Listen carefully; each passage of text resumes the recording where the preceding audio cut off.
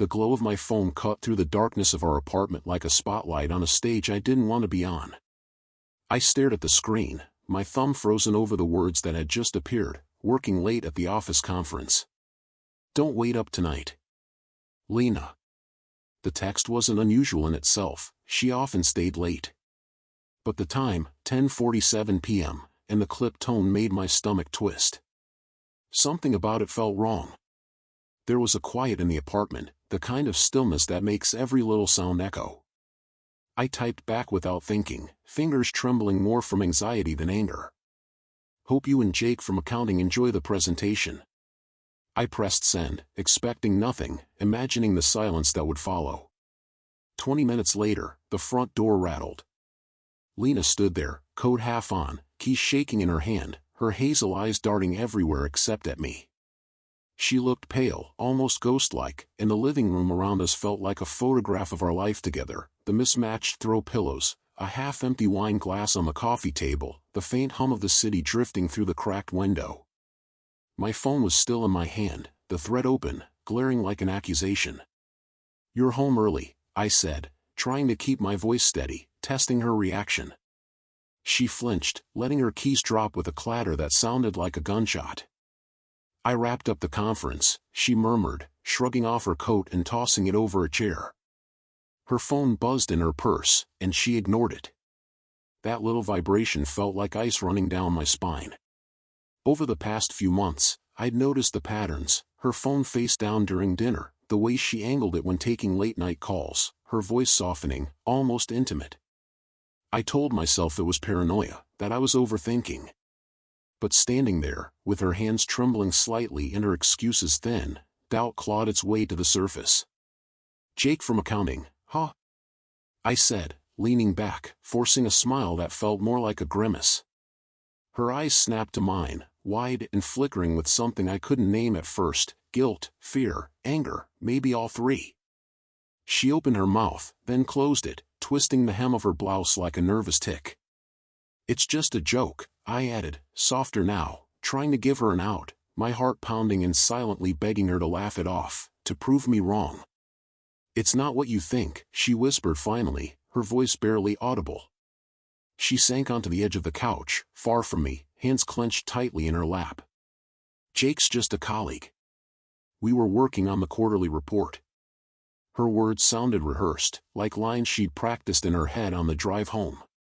I wanted to believe her, I really did, but the air between us felt heavy with secrets. And then her phone buzzed again, insistent, like a heartbeat neither of us could ignore. Then why rush home? I asked, sharper than I intended. Why the shaking hands? Why does it feel like you're hiding something? My voice cracked on the last word, betraying the fear and hurt I'd buried for weeks. I thought of the small clues she'd left, Instagram stories from bars I didn't recognize, photos tagged with faces she never mentioned, location sharing turned off after years of regular updates. I had rationalized it all, work stress, new responsibilities, maybe my own insecurities. But now, with her sitting there, avoiding my gaze, the rationalizations fell apart. I'm not hiding anything, she said, but her voice wavered.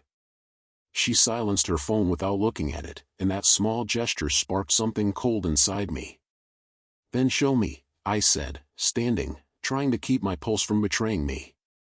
Show me the texts, the calls, the emails. Prove I'm just being paranoid. The words felt like a betrayal of everything we'd built, but they spilled out anyway, raw and desperate. Her face hardened, jaw tight. You don't trust me, she said, voice low, almost an accusation. After everything, she stopped, her breath hitching, and I thought she might cry. She didn't. Instead, she stood, grabbing her purse. I need some air, she muttered, moving for the door. Don't, I said, stepping in front of her, voice softer now, pleading. Don't run from this, Lena. Talk to me. My hand reached for hers, but she pulled away. The distance between us wasn't just physical, it was a chasm built from weeks of half-truths and late-night silences. I'm not running, she said, eyes glassy, voice thick with something unspoken. I can't do this right now. She pushed past me, and the door clicked shut behind her, leaving me alone with the hum of the city and the weight of my doubts. I sank onto the couch, phone in hand, the text thread staring back like evidence. I scrolled, retracing the moments I hadn't noticed, the late-night messages, the vague excuses, the work trips that left me eating alone. Each one seemed harmless in isolation, but together they were breadcrumbs leading somewhere I didn't want to go. I opened her Instagram, once a place for shared jokes and memories, now a gallery of curated half-truths. A recent story caught my eye, her laughing in a dimly lit bar, Jake's arm just visible. My stomach twisted, and I shut the phone off. The next hour was a blur of pacing, coffee, and the temptation to check the phone she'd left behind. I didn't touch it. Instead, I replayed everything, the distracted smiles, the sudden trips, the locked phones. Ambition didn't explain the whispers, the secrets, the emotional distance. When she returned, her eyes were red, mascara smudged. She sat across from me, phone buzzing in her purse like a trapped insect. "Tell me the truth," I said, steady despite the storm inside me. "No more excuses, no more work. Just tell me." She looked at me then, really looked, and the weight of that gaze was unbearable. "It's not an affair," she said, voice breaking. "Not physically, but I've been talking to Jake a lot, more than I should. Emotional maybe. I don't know." Each word cut deeper than I expected.